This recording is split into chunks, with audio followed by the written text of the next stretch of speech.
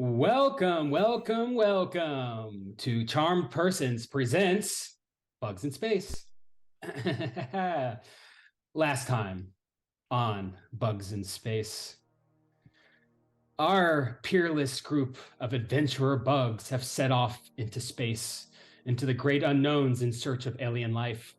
We have Francis, the ladybug engineer, with his pride and joy, Amy, the artificial intelligence computer. We have Derby Sweets, the celebrity cockroach enforcer on the ship with their big gun to keep the peace. And of course, the newest member, Merle Abernathy, the horsefly pilot, who got a second chance on this mission, leaving his son and family behind for redemption. In space, the crew had a brief TV appearance on the #1 talk show in the insect world, Late Night with Jamie the Flea. There was an unidentified intruder, and a chameleon briefly found itself on board the ISS before being blasted by Derby's large rifle. And then, of course, Amy confided in Francis that she was the one that entered the chameleon with nanobots, overriding peaceful protocols to keep Francis safe. Derby had a secret radio rendezvous with Goldie Hawn, the rival goldfish astronaut who asked Derby to let their crew tailgate them into the distant galaxy, while Merle had a final radio transmission with his son and grandson clutching the toy bug his grandson gave him close to his heart. Alone in the abandoned chameleon spacecraft, away from the prying ears of Amy, Francis told the crew, Merle, and Derby about Amy's transgressions with the nanobots, but decided not to do anything about it in this moment. But finally, in a moment of exploration, used your faster-than-light drive to blast your way through space in search of alien life, in search of new beginnings, in search of the insect paradise perhaps found. As you hit the faster than light button, all of you found yourself rocketed back in your seats, your life, your decisions flashing back behind you, trying to figure out, is this what I want to do? Is this where I want to go? Am I okay with this? What awaits me on the other end of this moment? And as you finally come to, you look around, your spacecraft silent, empty, the dashboard, the lights no longer flickering, they're stagnant, sterile. You look out of the windows and you see nothing but darkness, blackness, until everything comes into focus. And you look out the window and you see you are in another galaxy. There are bright stars dotting the sky that kind of come into your view. As you blink your eyes, looking around, it's kind of wordless, unspoken between you. You look out the window and you see Planet 9, the Nebula Galaxy. This small galaxy is but one single planet. In the far distance, there is a dying, dim red star that provides red light and atmosphere to this world. But sitting in front of you, you see the planet itself, a large, rocky planet that is gashed and broken. There is a huge wound on the edge of the planet that looks like someone had stabbed it or cut it with a knife. Surrounding it, you see large bits of asteroids and fallen debris that kind of float gently around this planet. This planet is dying. This galaxy is dying. It will probably be nothing soon. You look around, your dashboard comes alight again, and Amy comes over the speakers and says, "Hello, we have made it. How fun." Crew, what do you do? I think we might be too late. Uh, um. Oh shit. Amy, are you able to do any or Captain, are you able to do any scans of? Does anyone live down there? Yeah, let's see if we're picking up anything. I'm gonna say, you know what, Merle, you make a mechanics check as you kind of like flip through. This would be a D6. You kind of flip through some buttons that you've never probably touched before. Oh, I thought he had like that scanner thing. It's kind of what I was going for. I imagine that as like a. Oh, that's like a hint. Yeah. Oh, that I okay. used that last Yes, yeah, it's Oh, a that's funny. All right. Perfect. Par for the course. yeah. You start flipping some switches and little computer monitors with graphs and digits kind of blink, and they show you a bunch of numbers that you're not quite sure. Interesting. Amy says, I will send a message to the planet to see what happens. Sending message. What's the message? What message? Sending message. It's too late. She Transmitting. works very quickly. Yeah, but Packets. Sending. it Packets. seems to be taking a Receiving. long time. Oh. Nope. Just packets. Sending. Damn it. There is nothing. Interesting. Wow. And then looking around, like this is like the main celestial body where we are right now. You are kind of in far orbits around this broken planet. There is no other life forms or planets around you. In fact, as you're like sitting in this orbit, also in orbit are this debris field of broken off pieces of this planet that are kind of rushing. You're not in any danger now, but to get close to this planet would probably involve getting past these asteroid fields. Although, Merle, you realize that your landing module is gone, so which makes landing on this planet hard, impossible. That's why they called me. We can't go anywhere There's else. one thing I'm good at. It's landing. We can't go anywhere else. This is the only place that We're we not can go. still receiving that original message, are we? The one that called us here? Right, Amy, are there any incoming messages on any frequencies nearby? Amy lights up. There's a second of like transmission noises, static and crackling. And then you see on the surface of the planet, far, far below you, is a bright light lights up. Red, bulbous. Amy comes back over your speakers and says, nothing. I heard nothing from the planet. Interesting.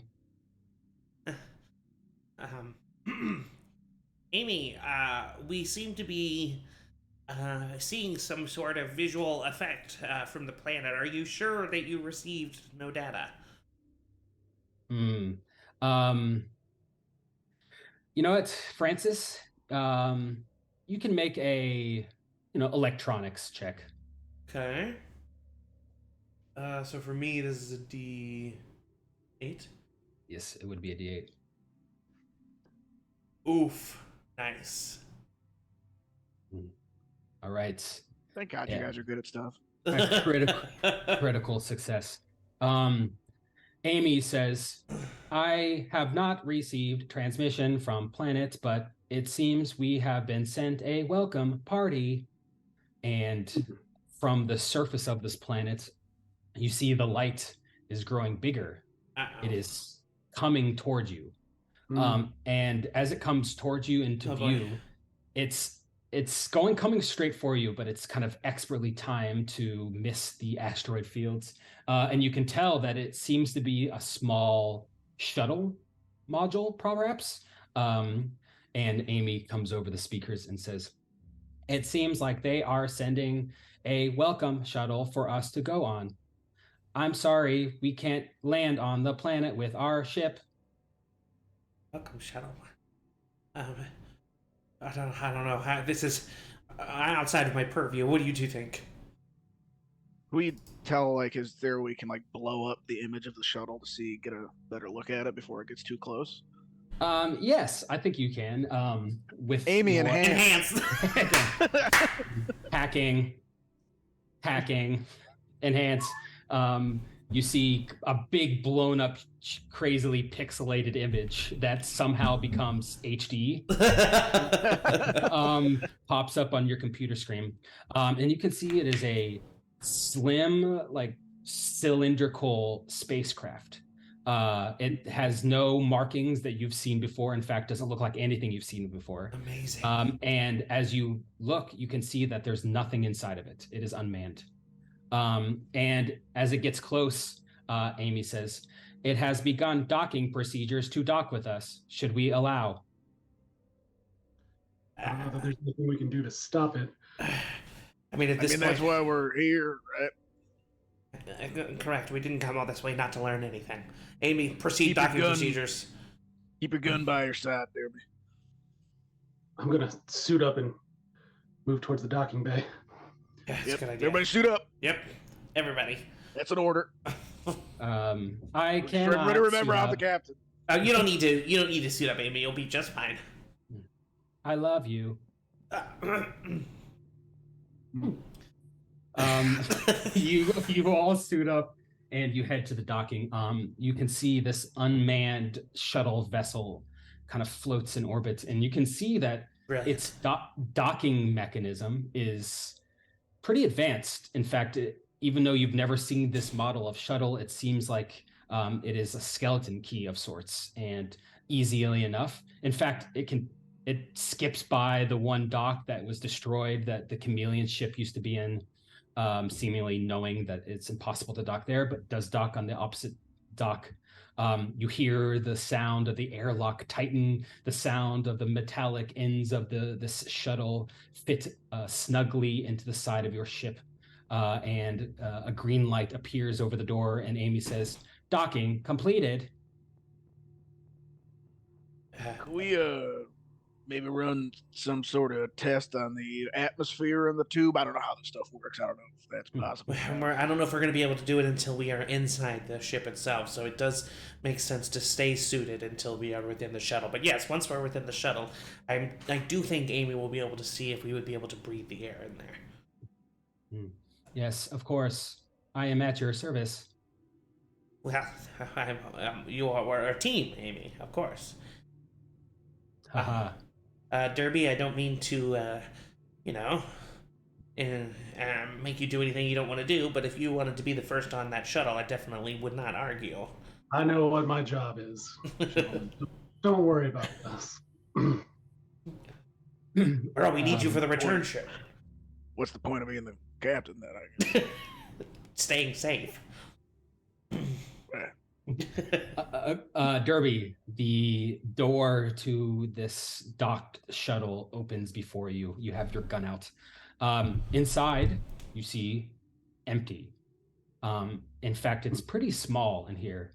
There is one singular seat that is with seat belts and straps that you could be strapped in.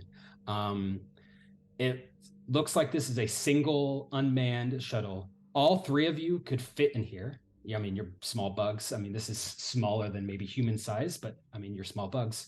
You could all fit in here. It'd be kind of cramped, but only one of you could buckle up, so to speak. Really, the only downfall of that is if the ship were to crash or get attacked, the people who were not buckled would have a significantly higher chance of being injured. Well, there's no chance. Well, of I mean, that. I'm the oldest, so got the old knees need to break. So you, since you're the oldest, that means you are the closest to death and should be, Seated immediately. well, or you, and I'll take could. a seat. Okay. Francis doesn't have enough spine to argue. Amy comes over the intercom and says, I am sorry to say, but we cannot leave our ship here in orbit alone. We need someone to make sure that the ship is not collided with the asteroids. I will volunteer. Of course. Yes. Well, should we? Francis doesn't know what to do. He wants to ask. That makes sense to me.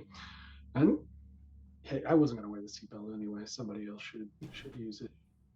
All right. I mean, if you want to stay back, I mean, I'm not. I didn't come all this way not to go down to the alien planet. Of course, Amy, I trust that you are capable enough to pilot around the orbit to avoid any obstacles. Stay safe. Of course. Stay safe, and just be ready for our transmission in case we need anything. I must say to you that if I am to be the autopilot for the ship, I cannot communicate with you unless you find a mainframe on the planet to plug me into. Right. I'll take your portable docking station just in case. Oh, okay, I will miss you. I'll miss you too, of course. I love you. I love. Sweet. I'll kind of nudge. I love you too. I love you too, my sweet, intelligent, beautiful darling. Yay. All right. Well, wish me luck, my sweet. I wish you luck, and the rest of the crew luck. Wonderful. Oh, thanks. Thanks, Amy. Thank No you problem. kindly. Have fun. Amy, proceed with sealing and undocking procedures. All right, the three of you head into this cramped, unmanned single shuttle module. Who is buckled up? Is that Burl? Yeah. Yep. There's no like any sense of controls on this thing, right? It's just As you get in, Merle, you immediately realize that the command panel is completely different than anything you've seen. There is no switches and monitors and buttons, really. It's just blank, empty, stainless steel. There is one joystick, like tiny, like toy joystick. all I need. In the middle of this like command panel. All right. Merle, can you make a piloting check too? Absolutely. This would be D8. Mm-hmm. Right. Ooh. Hey, doubles. All right. As you get inside of this ship, you realize that when it came to you, the ship was obviously not piloted by someone inside the ship, but also was not piloted by autopilot. It was the movements were too precise. Clearly someone is piloting it remotely. Okay. Someone's got control of this puppy from the ground. We're kind of at their mercy. Is it some sort of automated intelligence or? I don't fucking know.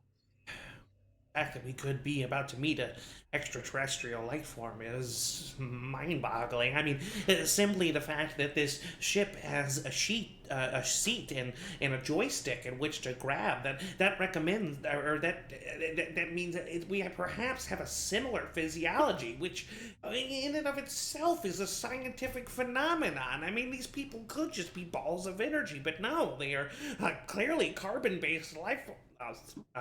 Sorry. Francis, are you telling me that whatever we're about to meet has asses? I'm telling you, Derby, that the Whether we're probability. kicking them or licking them, that's great news. The probability. Oh, why would you lick an ass? I'll drink to that. Francis pull out a beer. is like is very confused. Like doesn't. I have a bandolier of Budweisers. Incredible. All right, all three of you get in. You strap yourself in, Merle. Derby and Francis are just kind of like floating nearby. Just it's kind of like weightless. Yeah, I'm trying to have fun with it. Yeah. As you sit there, Amy, you can hear Amy from inside of your ship say, "Undocking procedure. Good luck. I will make sure your ship stays safe.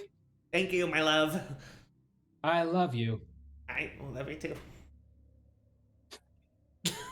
Your suddenly, Merle, you're kind of jostled a little bit, and the joystick just begins to move on its own as you detach from your spaceship. And Merle, you're not touching anything, at least now, but literally the joystick is moving. It's like someone has their hand on it, and it kind of backs up and turns around in space and begins to head down to the broken, cracked planet Z in the Nebula Galaxy. Can I just like study how the joystick is moving in relation to how the ship is moving, just to get an idea of how to pilot this thing, just in case? Yes. Great, yes. great. You study the movements of this joystick. It's weird. Like, for example, the joystick will crank to the left when you're going straight, and it'll crank down when you're going straight. and it'll crank to the right when you're going straight. This is a straight trip. You're not turning at all. But you feel like, especially with your H piloting check that you just made, you feel like in a pinch, you could absolutely pilot this ship, no problem. Obviously, this is a shuttle, so it could not go much past the orbit of this planet. We'll see about that. But maybe possible. I don't think there's All going to be a session 4. I immediately fly us past. All right. As you head down towards this planet, it's immediately apparent that this planet is on its last legs. It literally looks like it's breaking apart, like someone take like an orange that someone grabbed from the center to pull apart. The debris that's floating around is whipping at a pretty significant velocity. I mean, in the orbit of this planet, it's going thousands and thousands of miles an hour. It's truly dangerous. But whoever's remotely piloting this ship is an expert, or at least an expert in this ship. As you glide past the asteroids, glide down, there's a second where you kind of enter the atmosphere of this planet. The heat shield that is built into this shuttle module flares up a bit, although you can tell that the atmosphere of this planet is lesser than the atmosphere of other planets like Earth that you are well acquainted to. The atmosphere disappears, and you find yourself in the sky just falling. As you fall down into the sky, you can see that this planet is a barren, gray wasteland. There is nothing but craggy rocks, mountains of almost ash, big chasms that must go hundreds and hundreds of miles deep into the center, flowing spouts of lava off into the distance. It is not a pretty planet or even hospitable planet at all. But as you get closer, there are signs of life. The shuttle module kind of comes down, lands gently into a steel, iron, metal landing pod that is just sat down on the surface of this planet. You can see around you, there are a couple other of these shuttles that are just sitting on like chargers, basically, just sitting on the edge of this barren landscape. You can also see that there are some metallic like lights fixtures that are kind of lighting a path through the ash-filled sky of this planet. It's hard to see much past your face, really, as these swirling bits of gravel and ash kind of muck everything up. But as you land, the door opens and Planet Z awaits you. Would it be safe to assume that our suits come with like recording devices to like record what we are seeing? Yes. Yeah, okay, absolutely. cool. I on that journey, I would have made sure that I turned that on. Nice. The body camera. Yeah. Cool. Well,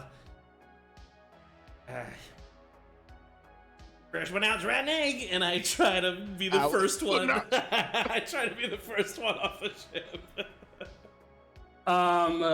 Merle, you're trying to get out too? Yeah, absolutely. I want to be the first one on an alien planet. Yeah, both of you roll a d6. Oh, pretty good. Oh. Yep. His old bones. All right. Francis, you scramble your way out of the door and you land on the surface. Perhaps the first ever insect to land on an alien planet. And you can immediately tell that the gravity here is light. You kind of bounce up a couple feet higher than you normally would. Great. Your sensors in your suit indicate that the air here is not breathable, which means that you communicate that. I was about to take off. You can see in front of you is there are like light fixtures, basically like long, tall metal poles with kind of these neon yellowish lights at the top that are kind of illuminating a path into the ash.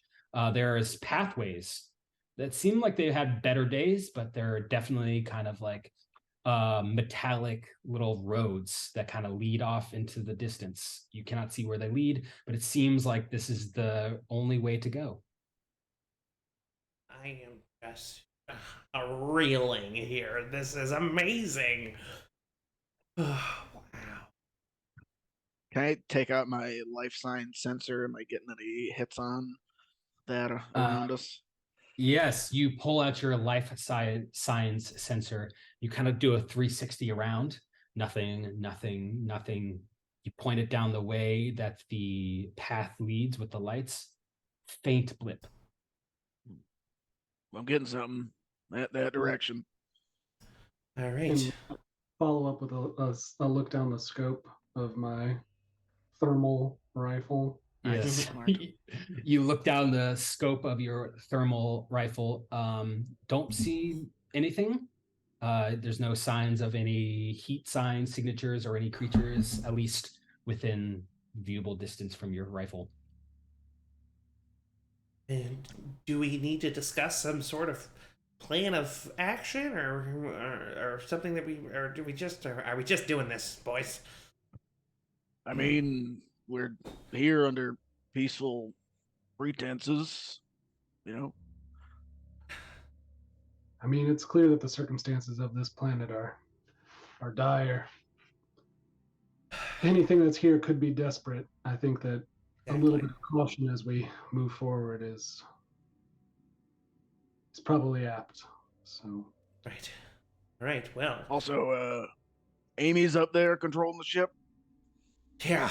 Yeah. I don't think she can hear us down here. I don't think we're ever going to see the inside of that ship again. That's just my guess. I don't know. I don't trust Amy. At this should point. we? Maybe at this point we should be okay with that. I don't know. She's so unpredictable. It's terrifying. I don't know. It's pretty cute, I think, now that she's got free will and all, that she chooses to still love you. I don't know. Well, For now. yeah, that's the. All right. Well, onward, ho.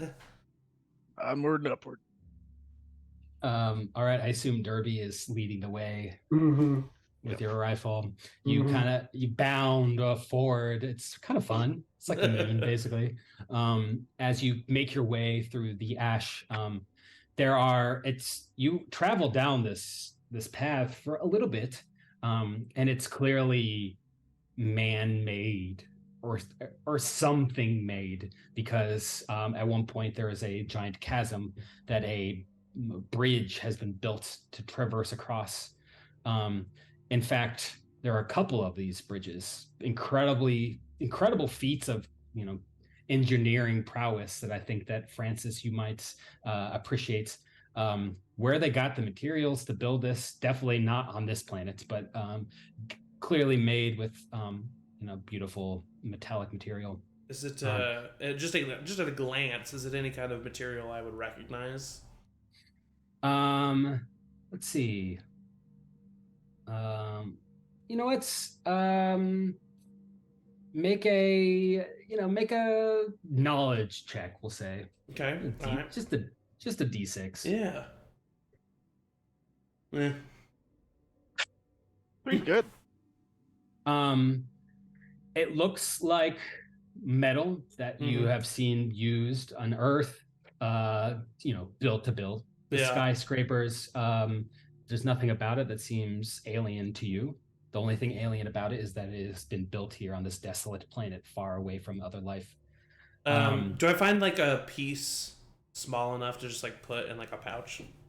Absolutely. Yeah, yes. I do that.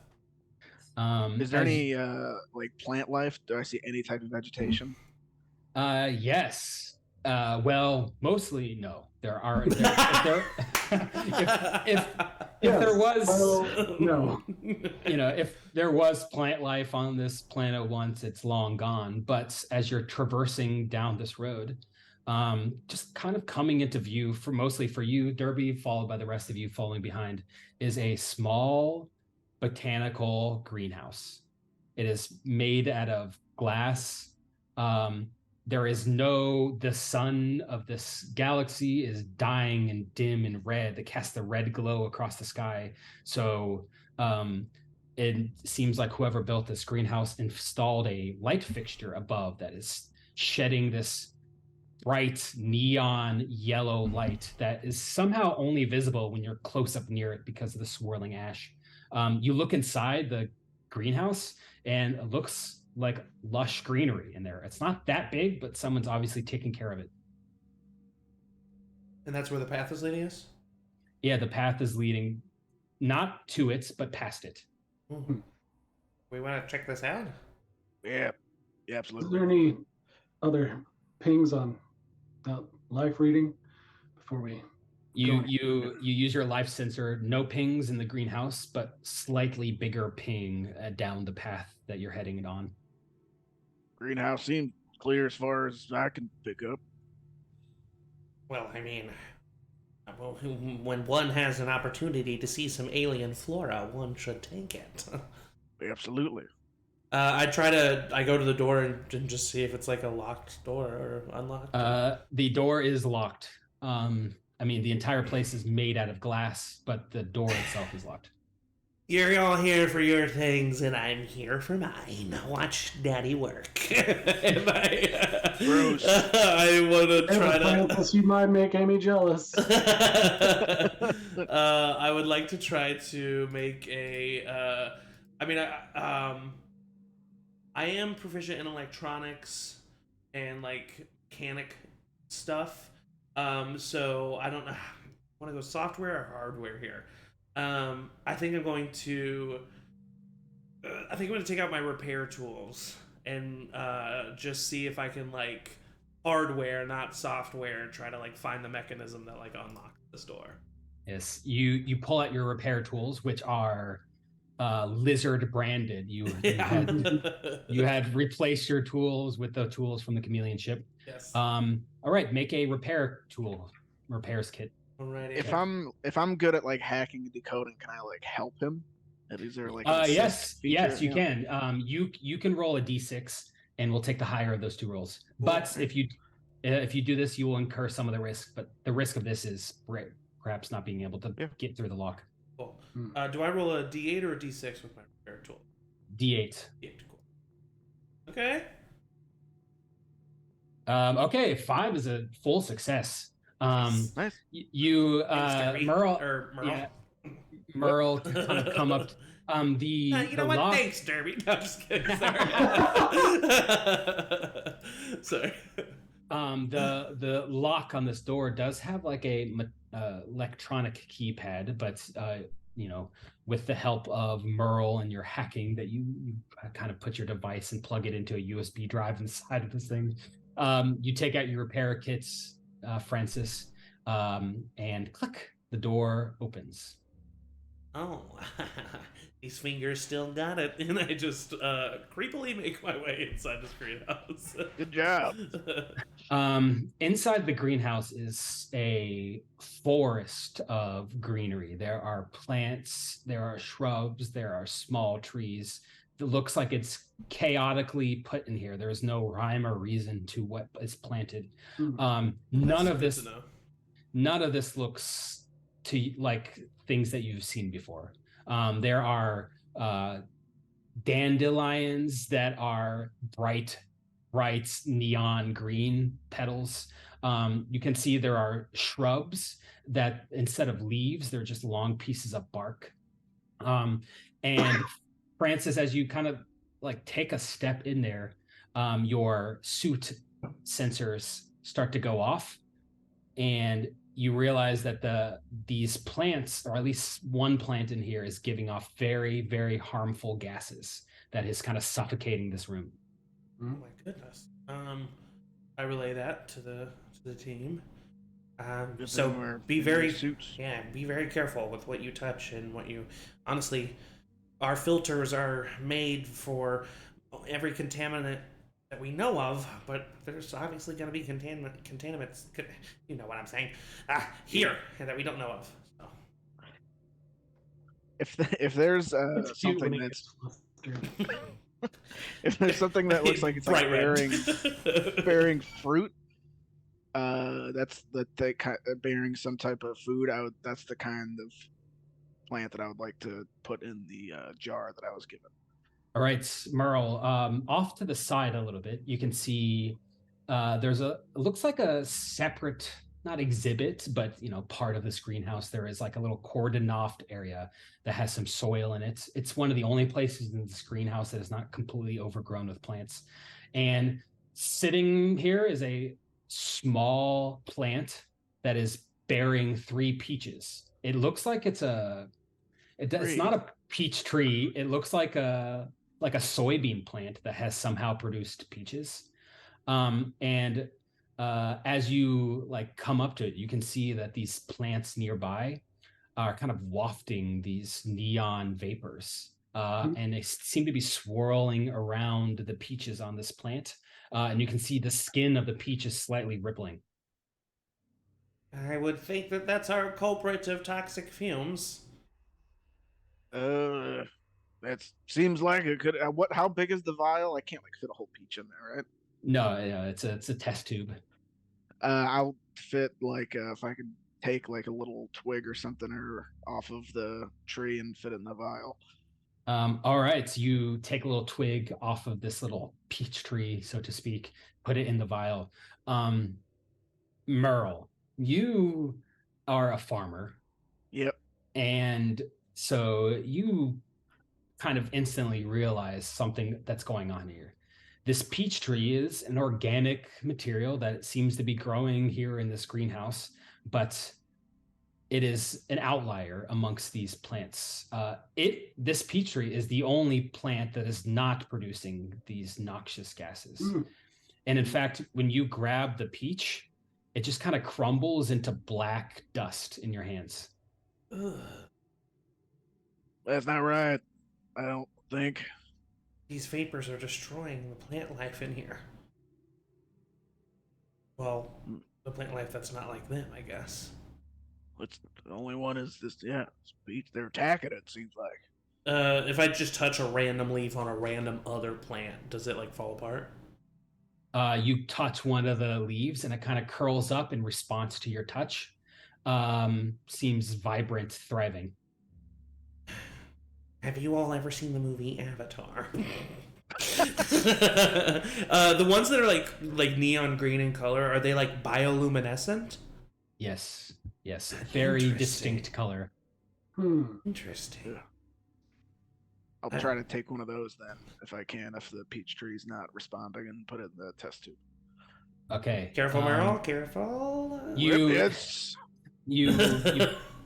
kind of rip off a little bit of a leaf of one of these carefully. Rip off seems like yeah. Carefully, yes. And I'm a scientist. Put it in the test tube. This test tube has a little bit of a piece of bark from the peach tree. You put it in this test tube, and the bark from this peach tree just disintegrates inside the test tube alongside it. Does the bioluminescent plant disintegrate too? No. Okay. It seems to grow just a little bit bigger. Interesting. These plants seem to be tapping the life out of everything else. I wonder if... I was going to say, I wonder if that's what's killing this planet, but obviously we would see much more of them than in here. Well, maybe they got nothing left to eat. Consume. Does it seem like... Because you said that it doesn't seem like there's any rhyme or reason to the plant life in here. As in, no, organized planting schedule or whatever. The peach tree, though, does that look as if it was an organized, purposeful spot of this, and then all the rest of it is overgrowth, or does it all look just completely unorganized? You know what? I will give I'll give Merle would probably know this. You can help if you want, Francis, but Merle, can you make... Yeah, I'll just say that question out loud. Well, let me look. you would know weeds, Merle. D8 or D6? This would be a D6. Is this weeds? Ooh. 5. That is a success. Merle, you realize that the reason why these plants are just haphazardly thrown here is that they're not supposed to be in here. These are The only thing that was purposefully planted was the peach. Seems like your hypothesis is right on, Francis.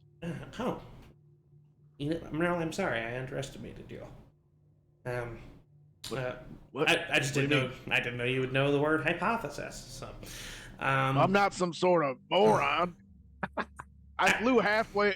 Listen, I across said the I goddamn galaxy. I said I underestimated you. What do you want from me? Yeah. I'm sorry. Apologies. Interesting. Well, is there anything? So this greenhouse, does it seem completely isolated for the one door? Is there any doorway or passage leading from this greenhouse to another area other than that front door? Is the front door the only? Front door is the only entrance. This greenhouse is completely isolated from any other building. You don't actually see any other building. It's just kind of right on the edge of this path that's leading you through the ash of this planet. I think this was all very important information to learn, but I do think we've learned what we need to from this place until maybe we can come back later. We need to be very careful to secure that plant specimen if that gets loose on the ship. Or I don't even know about bringing it to Earth. It seems like that could cause some bad stuff. Yeah, that I seems don't. like the wisest decision. Yeah, I think maybe if we can. Maybe if there's more information inside that gives us light, we can stop back by the greenhouse, but I think for now we continue on our journey. Yep. All right. Seconded. You head Let's out go of the bouncing. greenhouse. You bounce down the path. You continue down the path, Derby leading, occasionally looking through your thermal scope. You go about another quarter of a mile or so. It's somewhat slow going as you kind of get used to this gravity and the feeling of walking through this ashy planet before you eventually come to the side of a rocky cliff, and there is a door. The path leads straight to a door. It is a complicated iron locked door. There's an interface in the center that kind of spirals out into the sides. Looks like some sort of opening mechanism, something you've never seen before, but it seems like the door does not open out or in or up or down. It opens from the middle out. Middle outdoor. Like a film shutter? Yes. Interesting. Well, don't fix Should it if we it knock? ain't. Oh, that's yes. I was about to try to break in. I think it's a much better idea to knock. Manners. Have you ever been over to someone's house before? Once again, I preemptively reprimanded myself before you even started. The two of them are arguing. Derby, as you knock on the door, Derby, the door, there's no response except for the door opening like a film shutter, spiraling in the center, opens out to the four corners, revealing That's cool. incredibly well-maintained hallway. This looks like the hallway of a space station that you might see on Earth. Blank walls, almost sterile-looking hallway that continues for maybe 40 or 50 feet before it opens up into a larger room down the hallway. This is one well-maintained hallway. What's that life sensor doing, Merle? It's getting Great bigger, question, I assume. You think that the life sensor is pointing to one life form inside of this area, although not probably in this hallway or in the room at the far, probably further deeper. Could I tell how far away the life form is? With life science? yeah, you can probably estimate based on how big the blip gets, based on how far you've already come. Looks like it's maybe 150 to 200 feet from you. Oh, we are getting close. We're 200 feet from contact. Roger. All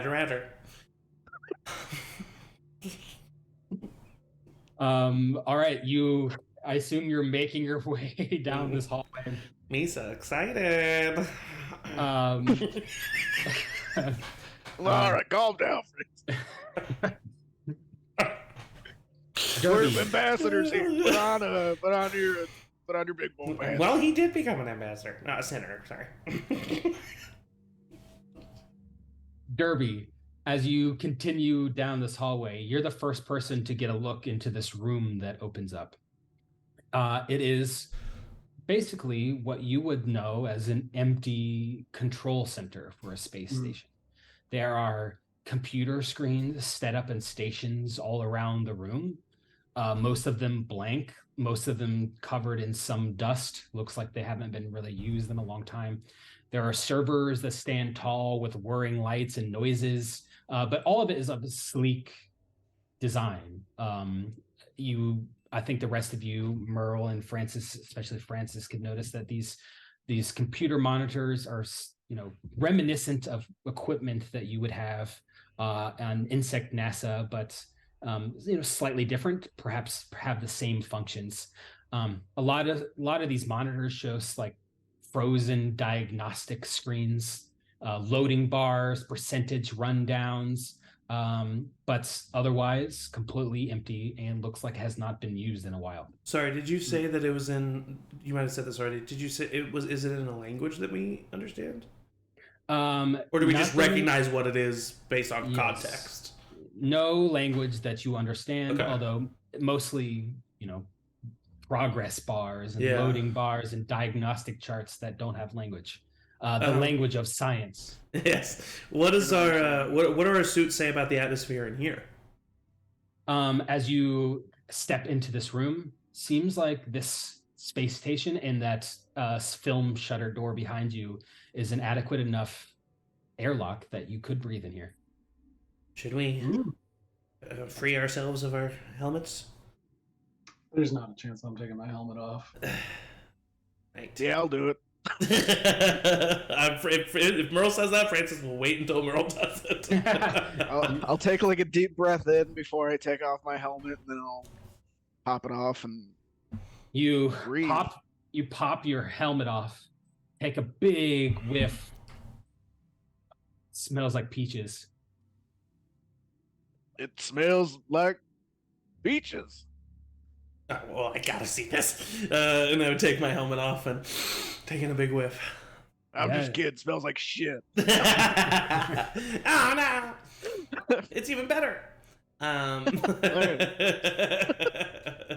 wow. peaches.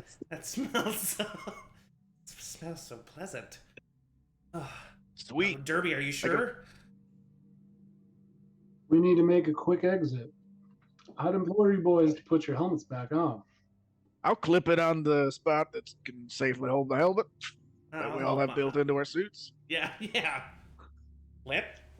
Yep. The convenient clip spot that every astronaut has. Just like what are those things called? The like carabiners? Yeah, it's just like a carabiner hanging off like on your armpit. Yeah. Yep. As you look around this room, there is a separate hallway off the back that continues further. You can tell from your life signs sensor that whatever is beeping on that sensor is probably in the room beyond. Can I just briefly see with my knowledge of electronics if I can make anything happen? Like just even interact with these in a way that shows some kind of anything? Yes, make an electronics check. D8 for you. Merle is like combing his hair. Like, not bad. You can see on specifically one of the computers, there is life form readings from this planet. And you can see that this planet is, at least according to these charts and these figures, is within maybe 5 years of being completely destroyed, completely unlivable, untenable. It looks like it has slowly deteriorated over time. Looks like maybe at one point it was more inhabitable, but something has happened and there's no indication of what caused the giant gash or what caused the ash-filled outside atmosphere, but seems like this planet is unrecoverable. It's almost as if they came here.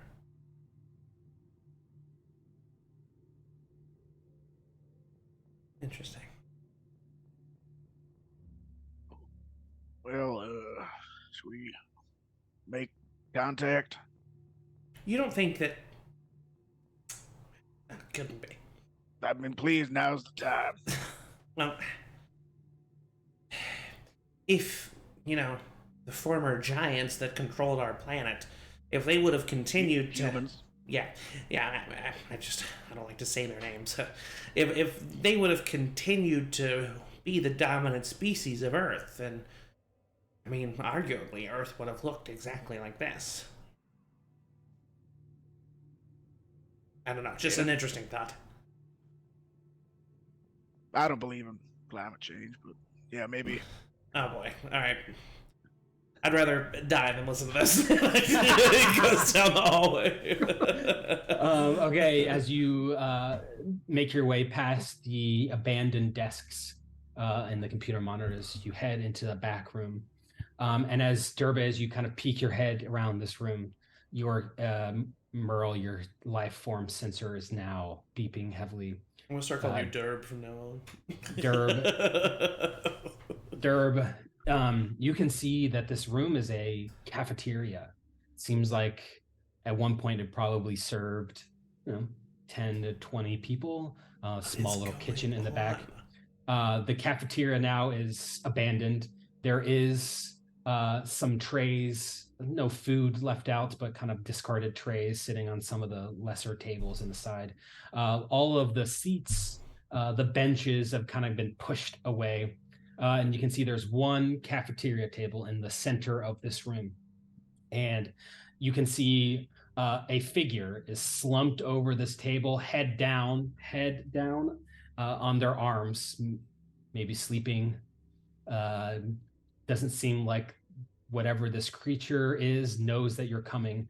It looks humanoid, has arms, has legs, which is weird to you as insects maybe, but probably maybe 2.5 feet tall, kind of dangling feet off of this cafeteria bench that was clearly made for a creature bigger than it. And it just got its head and its arms. You cannot see what it looks like. Do we all see this? Yes. Howdy. No! Francis just says no involuntarily. Merle, as you exclaim loudly, no! This creature literally startles and turns its head around to you. And now you can see. I get on my back and put all my limbs up in the air. Yes. I immediately be submissive. I don't know how this creature communicates.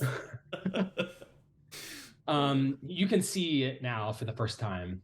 It is gray-skinned, not wearing any clothes, kind of long, dangly fingers. Its eyes are big, bulgy. Its teeth are buck-toothed. They take up a lot of real estate in its face. Just like and its eyes go wide, and it looks at you all and says, "Oh my God, I'm sorry!" Wow. Oh my God, Matt. Holy shit. Oh, hey, I wasn't expecting anyone. Where are my manners? Please, come on in. Hello.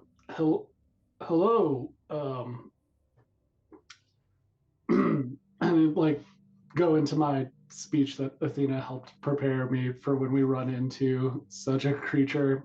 We are the delegation from Earth, representing bug kind. In honor of this first meeting, we've brought this collection of items that represent Earth. Please, let this be the first moment of a beautiful and lifelong friendship. And I take the time capsule. Yeah, take out the small metallic cylinder that is the time capsule. This creature looks at you kind of wide-eyed and has this big shit-eating grin on its face. And it says, "Oh my gosh! Okay, cool. This is great. If I knew you were coming, I would have cleaned up a little bit. I'm sorry for the dust. I'm sorry for the ash. My name is Digby. I'm Digby." He puts out his hand to like shake your hand. I'll shake Big Digby's. Digby. Pleasure to meet you, Digby. The name's Merle. Merle, that's great. By the way, I've learned how to speak English, so we can communicate. And who are you, a little buddy on your back with your legs up? This is fantastic. Can someone help me out, please? Yeah. Here, Francis. Thank you. You did that to yourself, Francis. Wow, my name is Francis Leary, and I cannot tell you how honored I am to meet you, Mr. Digby. I have so many questions. How did you learn about us? How did you learn English? What are those vapors in that greenhouse mean? Why do you look this way? Why is the planet dying? Calm down, Francis. Francis, you're going to overload him. Sorry, Mr. Digby, sir. Mr. Beautiful, wonderful Digby. You can just call me Digby. Wow, this is crazy. Can I see this time capsule? This is great. I would love to learn about... Pulls out of his backpack a little like notepad, and he like scans it. Earth, right? You're from Earth? Yes, yeah, we are. Answered your call. Interesting. I was expecting just one of you, but it's okay. I can make do with 3. We have living quarters, and did any of you play pickleball? Do I play pickleball? Yes, I do. I'm allergic to pickles. Okay, I've got gifts for you. Did any of you like peach cobbler? Yeah. If we're talking about the same peach cobbler that I know, yeah. Excellent. Or I make peach in lots of different ways. It's my favorite food. Peach Benedict, scrambled peach, peach Scrambled over hard. what? It's just you just put it in a blender and you just scramble it all up. I'm sorry. What is going on? Who are you? Please, what's going on here? Why did you call us? Okay, yes. Okay, yes, of course. He kind of looks around. Please, sit down on my table. He points at the cafeteria table bench. I'm upset. All right. Woo, this is crazy. So you guys flew all the way from Earth? You got my signal. I just got here. Yeah, boy, are my arms tired. I get it. That's very fun. So you're the pilot, I guess. Yeah, I'm the captain. Anyway. Yeah. Why would you flap your arms? You have wings. Shut up, Francis. You're making me look like a goddamn idiot. Sorry.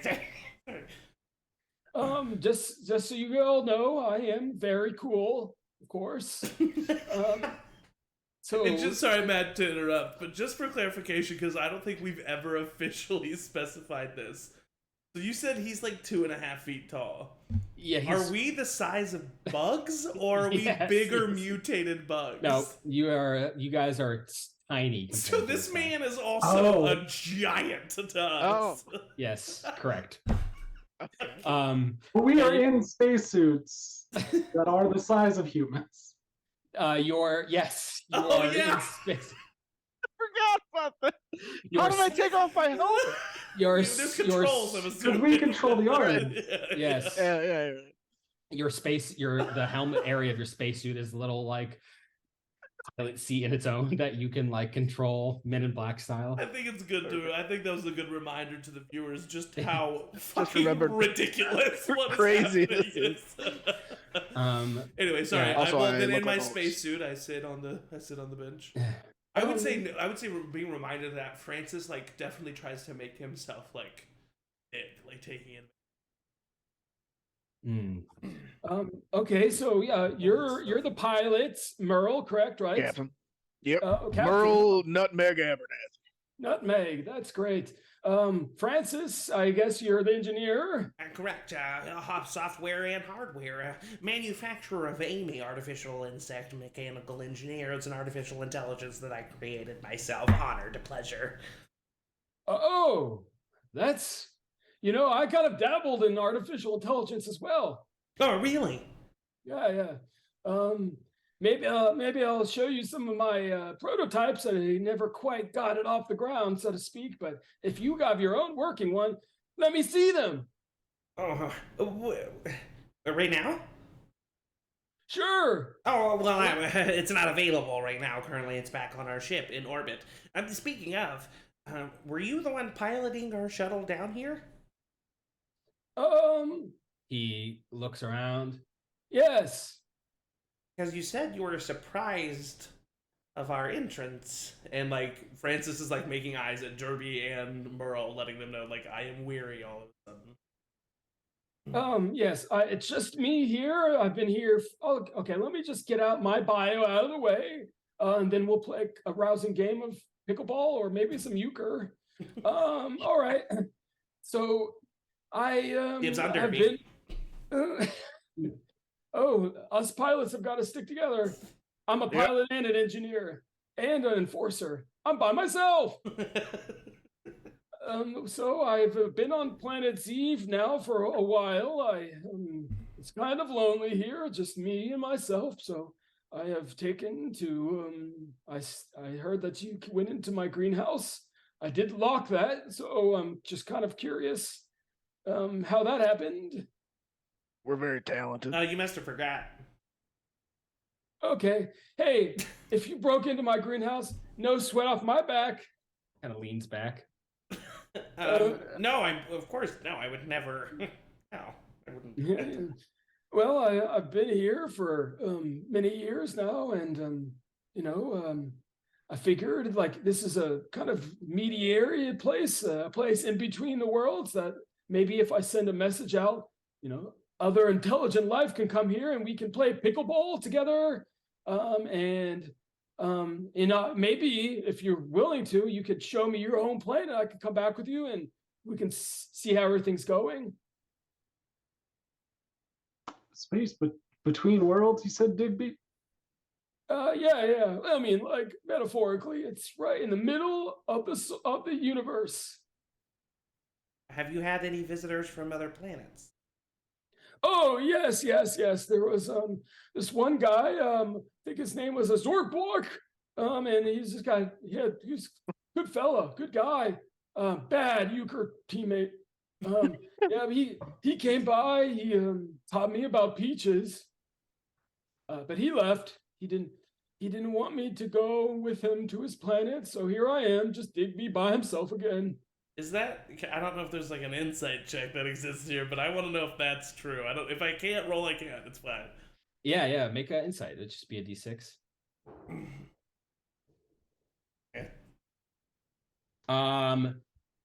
He seems to be telling the truth, at least about this other creature that came and left and was a bad euchre partner. Okay. No, I don't say anything. Yeah. So I'm glad you came. I'm sorry for the mess. Can I open up your time capsule? Is that gauche to do it right here at the dinner table?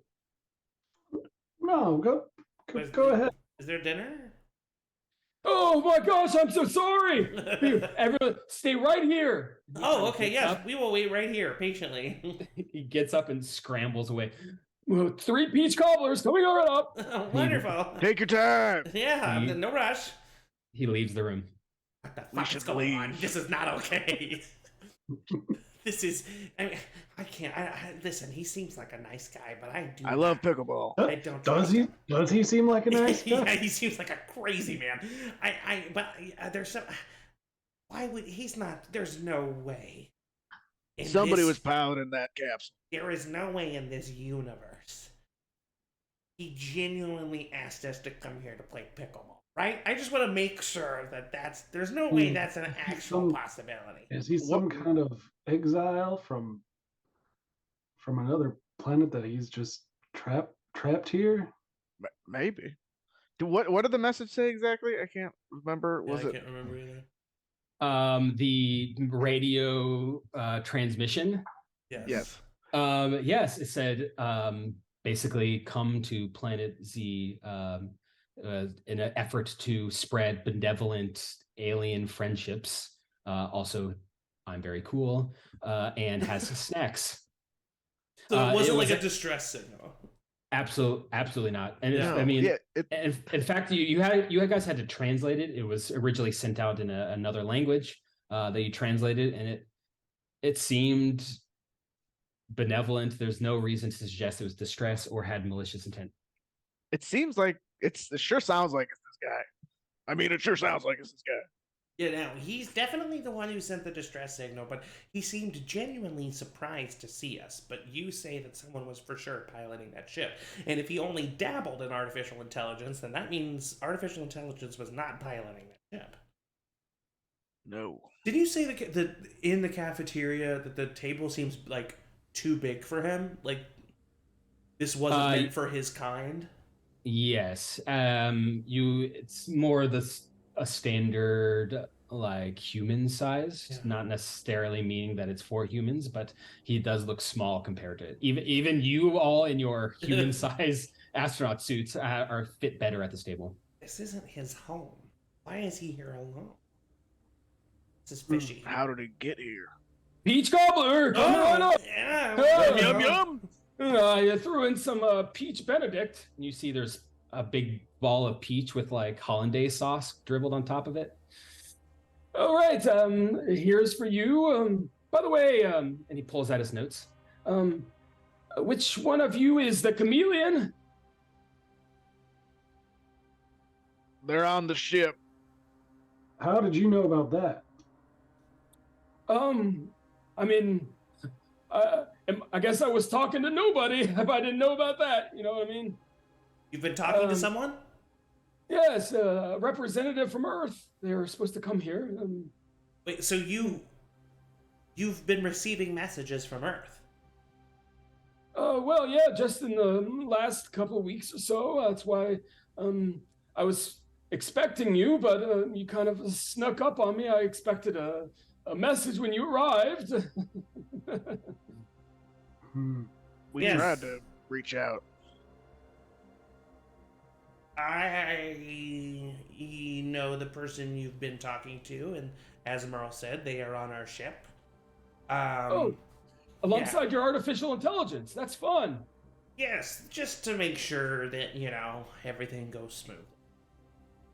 Hey, Francis, how about this? I'll show you some of my prototypes if you plug in your artificial intelligence into the mainframe. I'm so desperate to see it. Sure. Yeah, of Yay! Yay! Well, I mean, Francis, is ours gonna work here with these? Oh, you know what? Reports. It might not. I guess it's worth a try, but that might definitely be a reason why it wouldn't work. I don't know if our dongle's gonna dingle if he gets my drift. I like you, Merle. That's fun. That's just fun time. Okay, well, but let's see some of your prototypes first, Oh, of course, yes. Plus, we'd have to go all the way back up to the ship, bring it back down here. Oh, of course, you don't bring a portable drive? Nope. What? Okay. Sure, no problem. Come follow me back to the space station. Oh, great. Be careful not to run on a full stomach. How was the peach cobbler? It's. I don't eat any. I want to point that I ate out. it. You have a plate with like a slice of peach cobbler pie, and you put your Giant slice of peach cobbler. Yeah. I fly. Yeah, that's true. You put like a fork in it, and the peach notably disintegrates in the middle of it. While we're walking, I would try to. Hey, Merle, tell Digby all about your kiddos. And I motion I need to talk to Derby. Certainly. I mean, I just kind of saw him for first time in a long time. Yeah, well, regale you some stories about my past. Oh, I would love to know your past. Do you have children? Yeah, and I'll go on about just keep him talking until Francis He's does whatever. Listening intently to you. Derby, the thing is I was gonna just put in the wrong end of the dongle and act like it didn't work, but I'm worried. He knows this place in and out. I'm worried that our only chance of defense and escape from this planet is with Amy's help. She can get into the mainframe and find out more about this system and about this place than we can in a matter of seconds. I mean, if you think we can trust Amy, I don't he think... seems pretty enthusiastic about getting her. I know, and I don't know if we can trust Amy, but like you said, I feel like we can maybe trust her love for me. And here's the that is, I do like that. I love love. No, there's a reason I'm talking to you. If anyone's gonna shoot me straight, it's gonna be you, Derby. Now I'm worried that this guy's stuck here. We give him the ability that Amy might be the ticket that he needs to get out of this place. You're right. That's a very good point. I think we got to find out some more information before we go plugging Amy into anything. You're right. Okay, I'll make sure that it doesn't work. But I love love, and I'm so glad that you trust her. No, once again, do not trust her. Just want to make that very clear. That sounds like you trust her, though. I don't. So, Merle, how many times have you had sex? Well, about 69, I think. That's not very many. I'm sorry, Merle. Wow, that's crazy. I've had sex. 690. 692. Wow, that's crazy. Me too. Yeah, I've had sex. Okay, Francis. Digby looks at you, Francis, and goes, "Yes, me too, of course." It feels good. Yes. Yeah. It was like a bag of sand. You know what I'm talking about? Yes. Yeah, no, it feels... It's super rough, and there's a lot of friction. Yes, Francis and I are just two cool dudes. Yep, two cool fellas. All right, let me show you the mainframe. Follow me. Oh, okay. He kind of waddles into the previous room. And he kind of walks up to one of the main computers that you had previously read that has some diagnostics percentage screens. And he comes up to me and goes, all right, it's here. Fair's fair. I'll show you some of my prototypes. And he goes on the keyboard and types a couple things. And the screen on this monitor goes all white. And then there's text that pops up on the screen in like black against the contrast of the white that says, "Hello, Digby. I am here. Al. A-A-L. Al." And Digby goes, "Oh, hey, Al. How's it going? Meet my friends. This is Francis, Merle, and Derby." And the screen, the text on the screen erases and says, "Hello." Hi, Al. Nice to meet you. The text erases and says, "Nice to meet you, Francis." Huh. How did he know that my name... Al is very smart. I would be surprised if you had artificial intelligence that was smarter than Al. Honestly, I don't. I'm a little embarrassed to show one, so maybe I just shouldn't. Maybe Al and Amy can be friends. Maybe. What makes it a prototype? What went wrong? Well, I'm just perfecting it. I would, eventually love if Al could, pilot a ship or make peach cobbler for me so I didn't have to do anything. But right now it's just kind of text on a screen. Really more like here, database. Al, what do you think about life? And the text clears and it comes up with, "I have no feelings." Oh. Kind of not a great pickleball partner either. Yeah. Matt, this might be a weird question, but when looking at Digby, does he look as if this is what he should look like, or does he look like? And what I mean by that is, or does he look like malnourished, kind of fucked up, and like weak, and like, you know what I'm saying? He looks. He's not like fully malnourished, but pretty obviously he's not eating well. Okay. Yeah, so he doesn't look like... a little bit of exposed rib cage. It's like, as much as I can tell, I mean, he's an alien species, but he doesn't look healthy. No, not really. Okay. And Matt, you said that he's naked. Yes. Can you please describe his genitals for us? Do you have Yes. any images? I just looked at the image I created right behind a table, so you can't see. Yeah, of course. The genitals are smooth and hairless. Mm-hmm.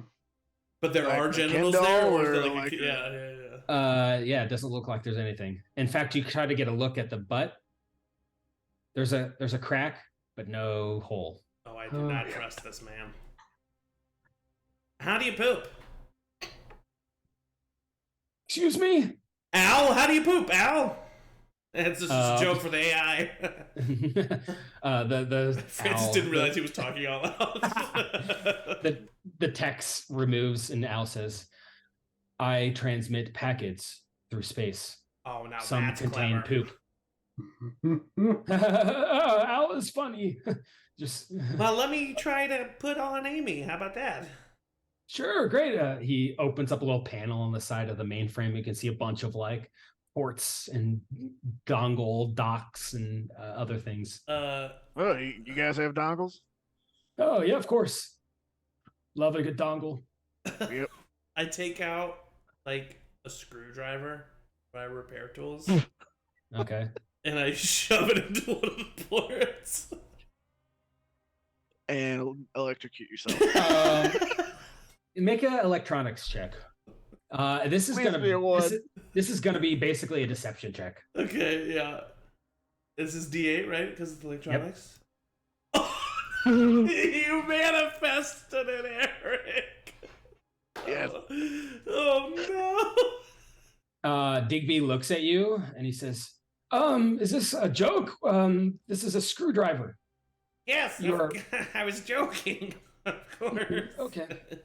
All right, so are you gonna take it out or what? I want to see. Yeah, I showed you yeah. mine. It's only fair. No, it is. It's only fair.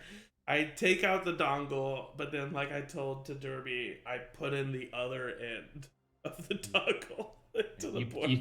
You put in the other end, and Digby says, "Turn it around. You're putting it in the other end. I know you don't see these ports that often." Oh yeah, ours. Yeah, our ports do reach around to our dongles. Okay, here you go, and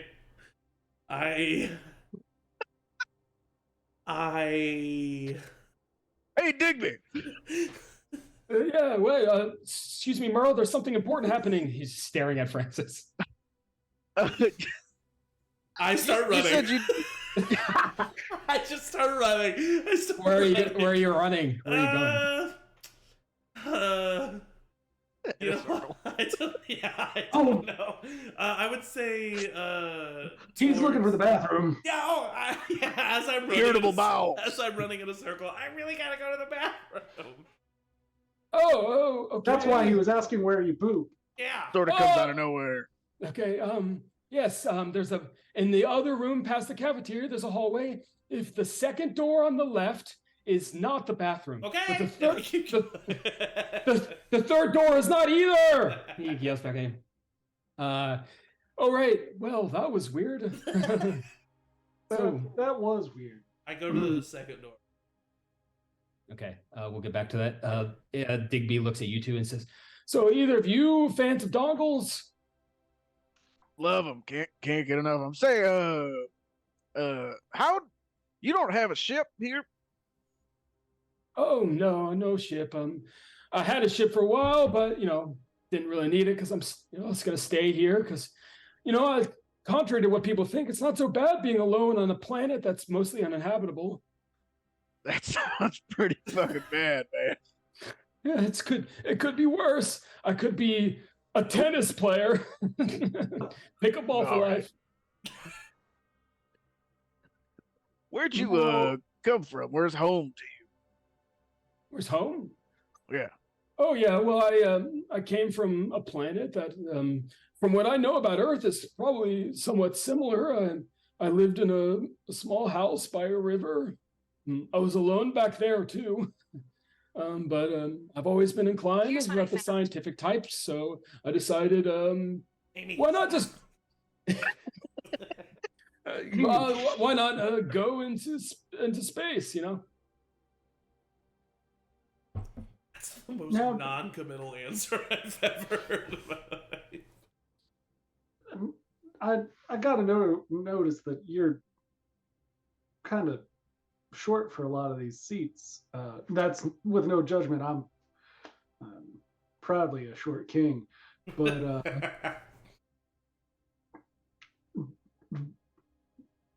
do you know what happened to the other people that used to be here? This is a pretty big spot for just one person. What do you mean? I don't follow. Just me here. Kill him. Did you build all this stuff? Where'd it come from? Sure did. So you built a cafeteria that could feed 20 for yourself? I was expecting guests, and guess what? Here you are. I don't like being lied to, Digby. What do you mean? You look me in the eyes and you tell me the goddamn truth. Where is everybody else? All right, Merle, I need you to make some sort of make a persuasion check. You're a proficient at persuasion. Mixed success. You can see he's beginning to sweat, and he kind of breaks down, Digby, and he says, okay, think Digby. Al, stop listening. Al, okay, think Digby. Okay, you got me. Got me in a white lie. I did not build this place. I found it. I don't know, like, if you go into space and you find an empty space station, might as well live there, right? It's not like I'm stealing, right? I'm not a thief. I'm cool. There was nobody here when you got here? No, nobody. Nope, not a single person. As soon as he says that, suddenly the lights in this room go red, and a large alarm on the side of the wall starts blaring. And the screen with Al on it turns bright red. Francis, Oh no! as you head down the hallway, you take a peek into the second door, the second room, and you can kind of see inside, underneath the crack below the floor, is like pulsing red light, but the door is locked. I mean,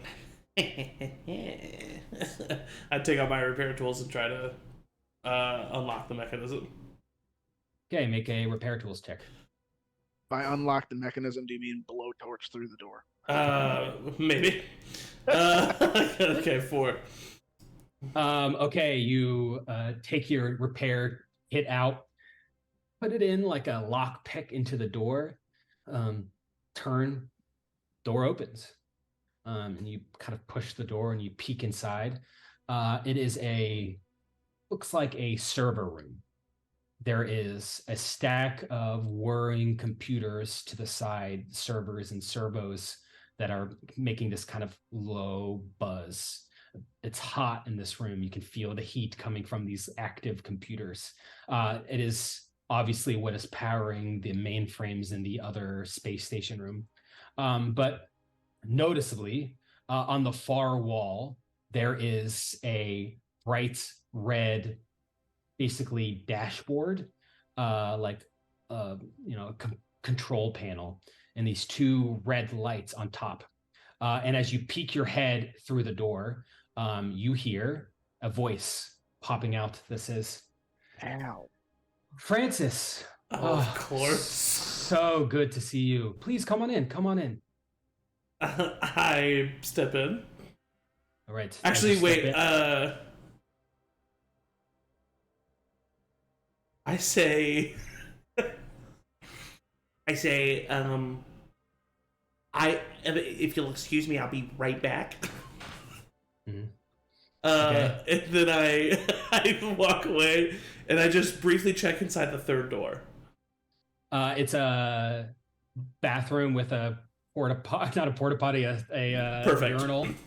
I take out my voice mimic device, and I go, and I start recording, and I say, oh, don't enter, Don't enter there. Oh, this is bad. Do not come near this door. Oh, gosh. Oh. And I just set it on a loop, and I throw it in that room, and I go back into the room with Al.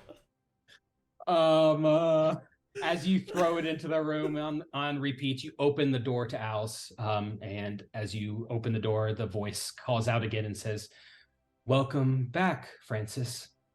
Oh, it's so nice to meet you. I was told that you were simply text on a screen. I see that you're so much more. I am so proud of you, Francis. What? You're proud of me? As you say that, the alarm goes off in this room. Loud, blaring red alarms. Back in the other room, Digby goes, "Oh, go crap! Oh crap! You two stay right here. Stay right here. Oh, okay." Absolutely not. You see him like, I'm following you, Digby. wait. He looks back at you. Wait, please. Lead the way. No, there's card games. If you guys help me out. And he's like trying to get you to not follow him. Card Absolutely games not. are more fun together, Digby. We're coming with you. Oh, well, you got me there. Oh crap! Dang it! Digby, think. He shuffles down the way. He runs down the hallway, and you see him come to the second door on the left. And he turns back to you two and says, just be a minute. I just need to get some things in order and turn off the alarm. I'm so close to him. I mean, I'm like right behind him. He opens up the door, and you see this red room. Standing in the middle of the room is Francis. And as Digby opens the door, he goes, "Oh, well, hey, crap. You weren't supposed to go. Meet Al." I take out my blowtorch, and I don't ignite it, so that it just looks like, something with a cylinder on it and a handle, and I say, "Don't you move." He kind of hunches his shoulders and looks back at Merle and Derby. He's unhinged. Oh God! Don't make me shoot my plasma rifle. Al then now speaks in this kind of calm and measured voice and says, "Well, Digby, looks like we have another ship that has landed on the planet. You just sit here all day, oblivious. What am I gonna do with you?" I don't know.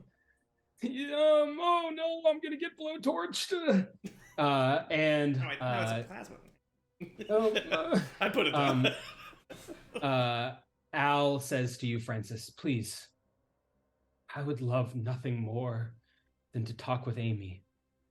It would mean the world to me." Would you proud of me if I did that? What the fuck? More than you would ever know, Francis. You won't hurt any of my friends, right? No, of course not. He's not gonna hurt anyone. Neither was Amy, Francis. She only protected Eric me. really wants you to plug it in. She only protected me. That's all she did. Protected you. Yeah, and you're my friends, and she'll protect my friends. And so will you, Al, right? You'll protect my friends. There's a moment of silence. Oh, no. Al, it's not good that you're hesitating. I'm just kidding. I don't say that. And there's a moment where the air in this room kind of leaves, and then how the red lights in front of the computer screen kind of light up, and the voice from Al comes back and says, "I'm sorry, Francis. I can't guarantee your friend's safety, but I can guarantee yours. I love you, Francis."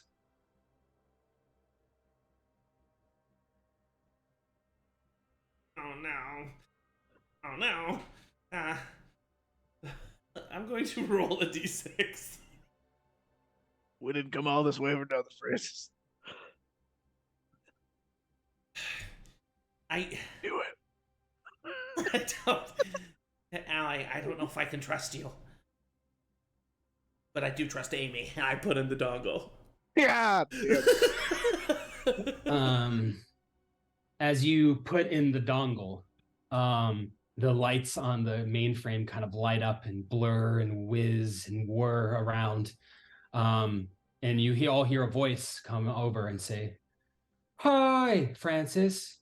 It's me, Amy." Amy, my love, there's a rival AI in here. I think he might be dangerous. I need you to disable him. All right, Francis. Disabling artificial intelligence. Why, where am I going? Amy, come on, you're strong. Amy, fight! Fight him, Amy! Who am I? Who am I? Who am I?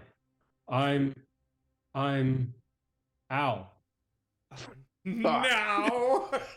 And you guys all hear behind you, "What the hell's going on?"